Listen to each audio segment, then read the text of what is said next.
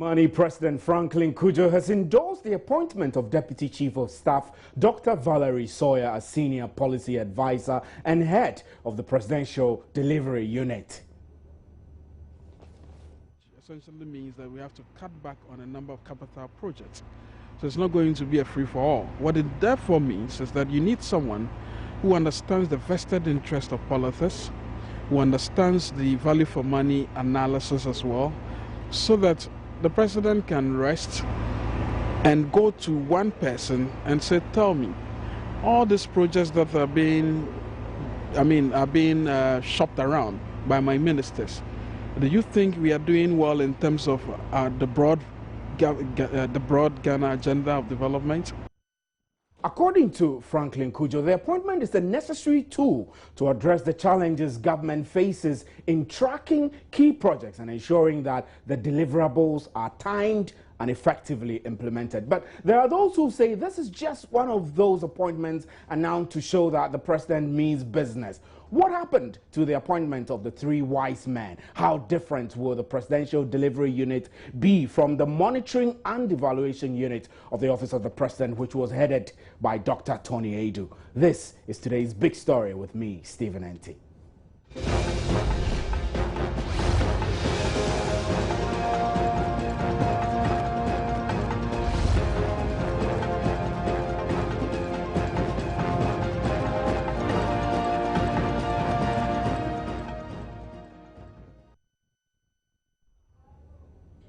The president over the weekend announced two major appointments, that of Thomas Kwesi Quartey as the new secretary to the president and Dr. Valerie Sawyer as senior policy advisor and head of the newly created Presidential Delivery Unit. In her new role, Dr. Sawyer is a lawyer by profession and will be responsible for tracking the execution of all government policies, projects and programs, and also ensure the fulfillment of the president's social contract with the people of Ghana. That's what the statement said. But what makes her appointment as critical as some say it is? Well, I caught up with Franklin Cudjoe at the Imani Ghana office here in Accra. We are in an IMF program, which essentially means that we have to cut back on a number of capital projects. So it's not going to be a free-for-all. What it therefore means is that you need someone who understands the vested interest of politics, who understands the value for money analysis as well, so that the president can rest and go to one person and say, tell me, all these projects that are being shopped around by my ministers, do you think we are doing well in terms of the broad Ghana agenda of development? Are we doing well even by our own party standards?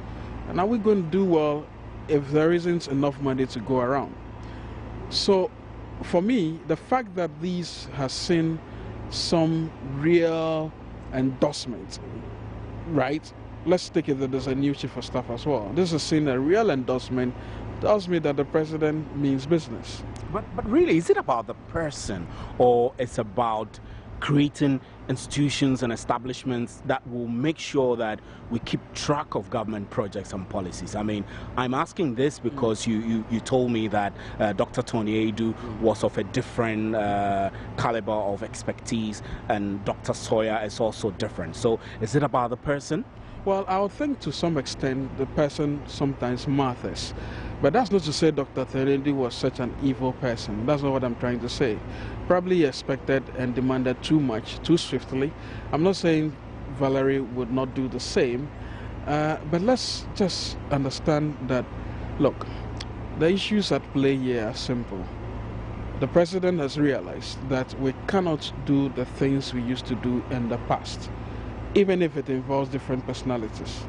This time around, he has a small pot of money to shop around, and is seeing that it's important that this position that should have been filled 3 years ago, by the way, let me just be blunt with you. You can have a unit that monitors and evaluates projects, but at the same time, you can obviously add to that unit someone who, before even the projects begin or the program starts, would actually assess them. So the way we see Dr. Sawyer, the position, the way we understand it, or the way I understand it, is some sort of an administrator general who looks at all all the programs, projects, and policies of the government and says that if anybody minister is bringing on board a new project, it has to be signed off by her.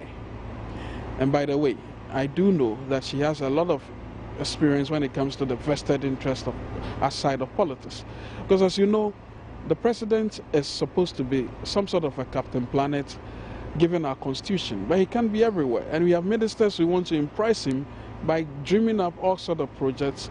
And when the projects fail, automatically the president has failed, that the government gets mocked as well. We all know the cases of the XTA, the CDB loan, the Compact Railway project. These things do not augur well for a country that has no time to fix its developmental challenges. But seriously, frankly, do we need a person to track promises? Government has made, the president, has made promises. Must he not just go ahead and honor those promises, and then if he cannot honor them, not make new ones, rather than keep making new promises, old ones are not being honored, and then you appoint a person to track them? I would think that, well, the promises have become quite funny, especially because they haven't been met. But you do know that some of the promises have also been made because the president was advised by his own ministers. The question is, were the ministers advising him rightly? Because he was surprised. I would have fired most of the power ministers, the energy ministers, to some extent, even people in finance. Because I think they've not kept faith with me and they've not given the true picture. So yes, it's true that the president seems to have been making all sorts of promises. Points to also the sort of the caliber of people he himself has appointed. Yes, we understand. But is the president sending a signal that from now onwards, I'm no longer going to make empty promises because I have somebody to guide and track me? You also talk about institutional memory, which is a very vital thing. I would think that, look, we lost it when, after the Kufuor era, when we had the Minister for Public Sector Reform. Again, it's the personalities involved. People who have the gravitas, like Pakwe Sindhu, had the gravitas, drove a bit of it, but then there was no follow-up. You probably would have appointed Valerie Sawyer at the time in order to take over some of these critical, very important issues. I can understand that, look, we are a small country and institutions matter, but institutions matter also to the extent that the people driving them, the heads of these institutions, have got some respectable presence. Right, let's get onto the phone lines quickly and speak to political scientist Dr. Alidu Seidu, who is on the line now. Good evening, sir, and thanks for your patience. Good evening, sir. Thank you, too. Great. Now, although many have questioned the creation of this new unit, policy think tank Imani is of the view that this is a good step indicating that the president means business. Franklin Kujo actually said, it seems the president is beginning to listen. Do you see it that way? Yeah, I think it depends on the level of commitment and resourcing that will go into such a unit. Policy delivery unit. I think every ministry, the establishment of governance in the first place is based on delivering the social contract. Yeah. So, and the president, in order to deliver the social contract, the Constitution has given him the opportunity to appoint us, to create and appoint as much ministries and ministers as needed to execute the social mandate and the social contract that binds him to the people. I think that if we have ministries, each ministry will necessarily have a monitoring and evaluation unit. Right. Or every project that a minister embarks should necessarily have a monitoring and evaluation, because the evaluation is an important part of the policy execution process. But there have been arguments that that doesn't have to, monitoring and evaluation does not need to stop just because ministries, departments, and agencies have the M&E. No, but what about appointing somebody with overarching responsibility to supervise these M&E units of the various MMDAs? That makes sense, right? The report that was released yesterday didn't say it is going to be a coordinating point. It said it is going to monitor the social contract, the social contract that the president has with the people. And it even specifies that the first responsibility is monitoring the promises that have been made in the energy sector. Do you understand? Yes. It didn't say the PDU is going to serve as a coordinating unit or as a hardware they will coordinate all the policies in the ministries and the programs and projects. That is not what the directive that was issued, the release that was issued yesterday said. It said it is going to monitor, the unit is going to monitor the timelines in the implementation of government projects, programs, and policies. Yeah. And it is even going to start with the promises and the policies that have been embarked in the power sector in the energy sector. The energy challenges. But so that's quite different. Dr. Saidu, but it makes sense that, for example, Ghana has signed a compact too with the Millennium Challenge Corporation, MCC, which requires, among other things, that the electricity company of Ghana is privatized, kind of part privatization. There being a lot of different modes of privatizations that are being suggested. But this is key in ensuring that we, one, are able to activate the compact. So appointing Dr. Sawyer possibly is a first step to ensuring that there is somebody who has a responsibility to monitor what goes into the actual implementations that will require activation of that compact. You don't agree? Yeah, seriously speaking, I have a problem with that unit. I'm not saying it's not important. It is. But I just think the unit is going to duplicate most of the responsibilities that will be done by specific ministries, specific agencies, and specific government programs and policies which have an inbuilt monitoring and evaluation unit. That's my first concern, that it is merely a duplication of some of the responsibilities that will be performed by sector-based ministry. The second thing is that if it depends on the commitment.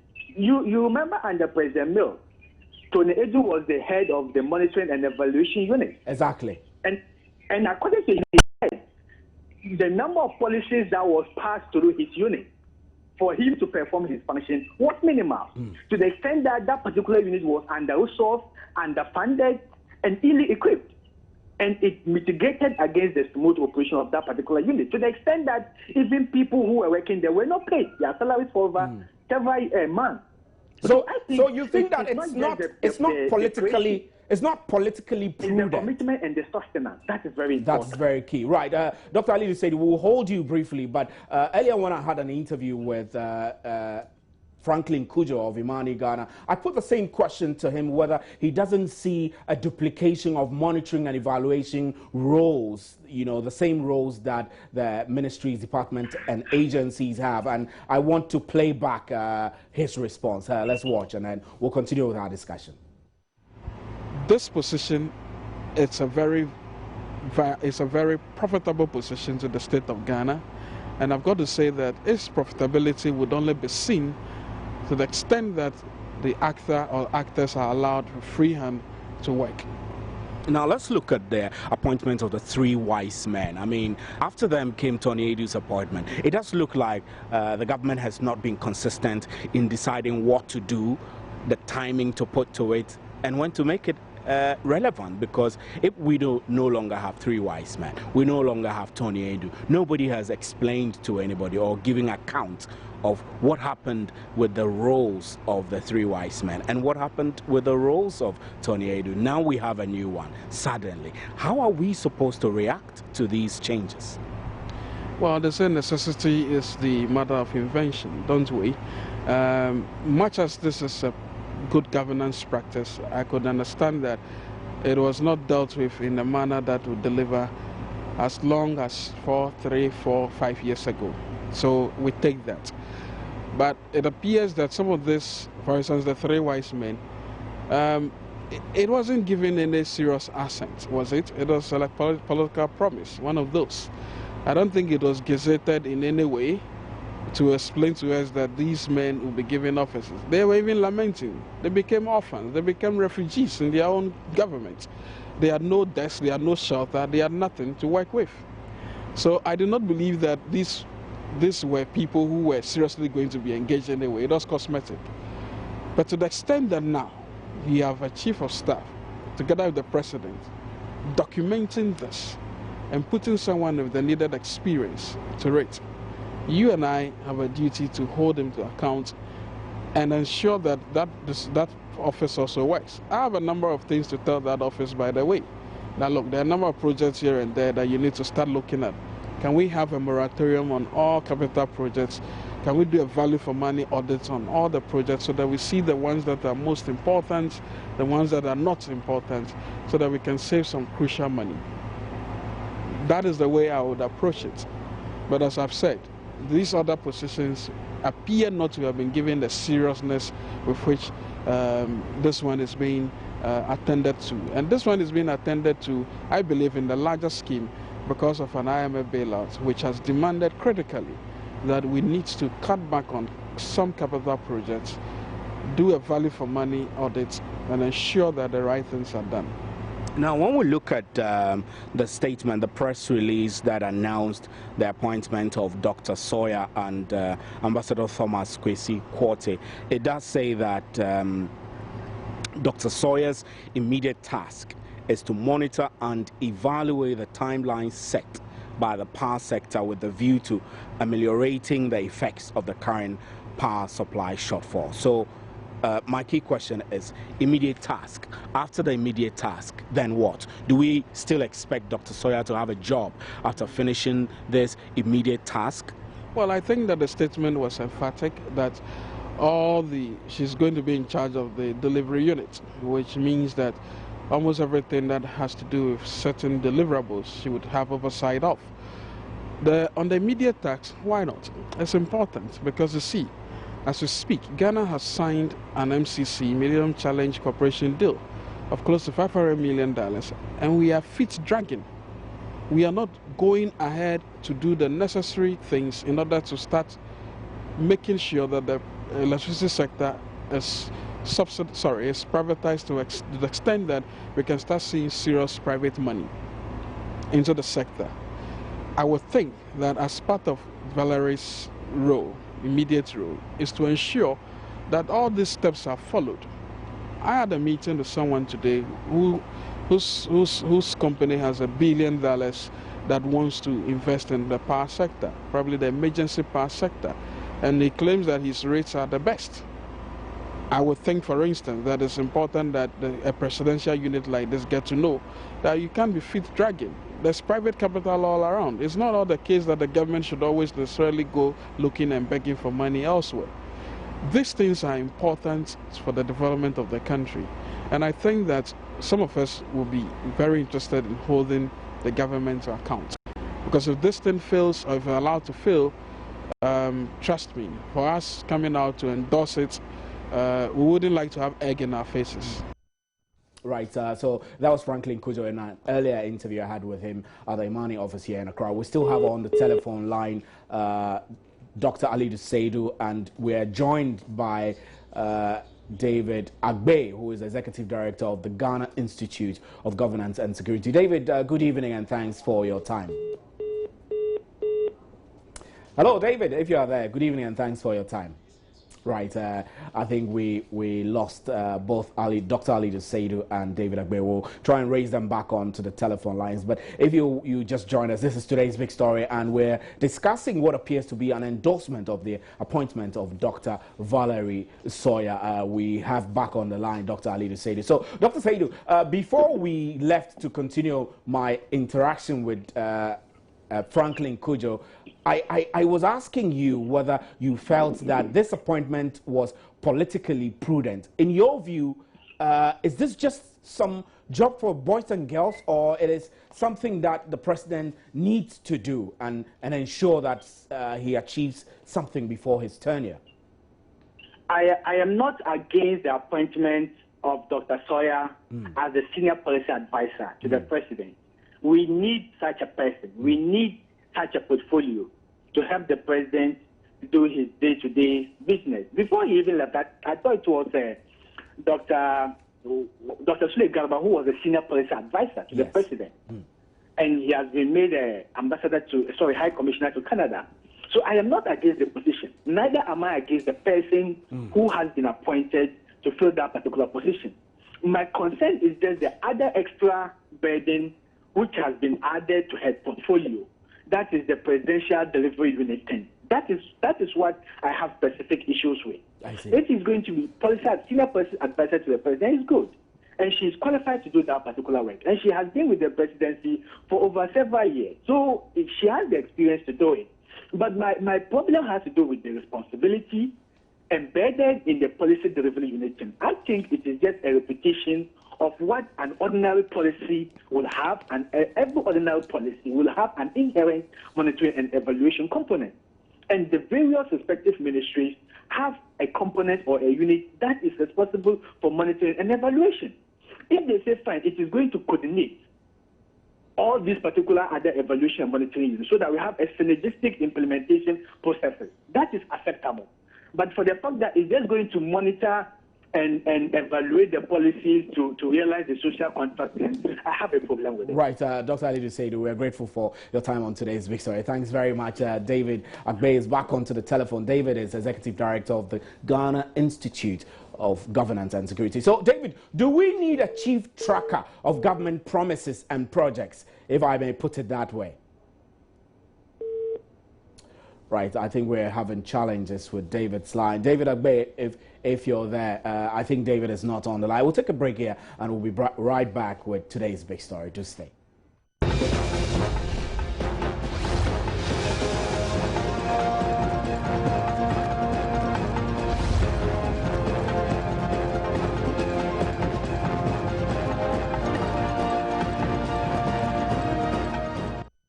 Welcome back to today's Big Story. We have David Agbe back on the telephone. David, good evening and thanks for your time. Do we need a chief tracker of government promises or projects? I asked that question earlier before the line tripped.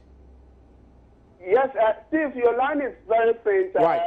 Okay. I would like you to retrace your question again. Okay. Sir. I'm asking if, in your view, you think we need a chief government tracker, you know, of promises and projects, if it's fair for me to put it that way.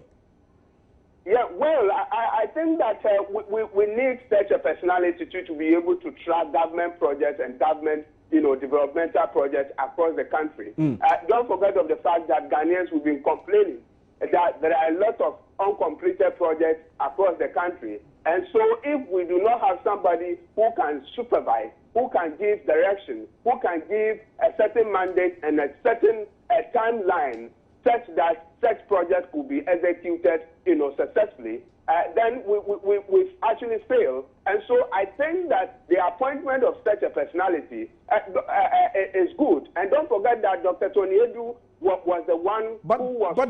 But David, my critical issue is that we've had the appointment of the three wise men, for example, E.T. Mensah and Cletus Avoka and Mr. Ahoy. Now, these three wise men, they were appointed, and their key roles were to supervise, among other things, the construction of 200 or so senior high schools, etc. And then Dr. Tony Edu's position came in.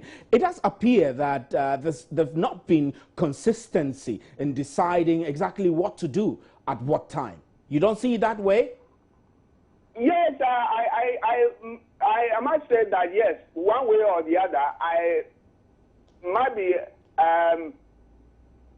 should say that I should agree with you in that context, but I should also believe that what needs to be done is that somebody needs to be appointed to be able to supervise all those governmental, projects. Right. And we are not supposed to leave a project which managed to spend so much such that nobody will be able to supervise it. We've had E.T. Mensah, we've had Cletus Avoka, and then Honorable Babin. But don't forget that they have legislative functions.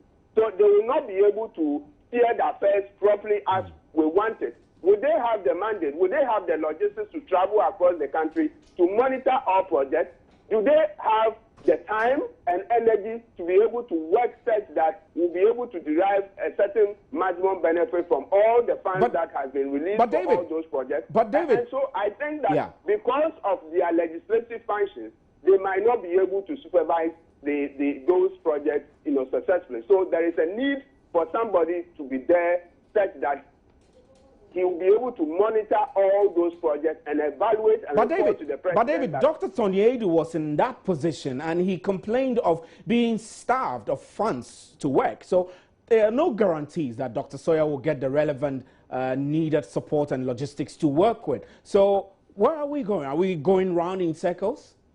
I think that what the president and the government must understand is the fact that implementing of projects demands that the state or the president must be able to allocate and commit funds such that projects will be executed. If you give somebody an appointment and you do not give the person logistics, if you not give the person what is needed for the person to be able to execute what is supposed to be done, then you do not even have the responsibility to even appoint the person first of all. So I think that implementation of a project demands that the state or the president must be able to allocate enough funds such that the person will be able to use it to make all government projects being practicalized. So implementation of government projects is a very, very complex, and so we need a leader who will be able to steer the affairs and make sure that government actually benefits from all the funding that has been earmarked or all the projects which has been, if I could say, spread across the country. We need somebody to be able to supervise all those projects so that Ghanaians will know that our government is accountable to us, and we should be able to, ensure that there is transparency and accountability. And government will be able to account to the country or the voters of the country when we know that, yes, the government has done a certain project, the government is doing a certain project, and the government is planning such that many projects could be done to benefit citizenry. Right, when we are able to do that, then we could say that our government is more accountable to its citizens. Right, David Agbe, we're grateful for your time on today's big story. David's view is that he hopes that government will make the necessary funds available for Dr. Sawyer, who is the newly appointed senior policy advisor and head of the Presidential Delivery Unit, able to execute her job functions efficiently. My name is Stephen Enti, and thanks to you for staying with us on today's big story. We'll be right back with Joy News Interactive. Do stay.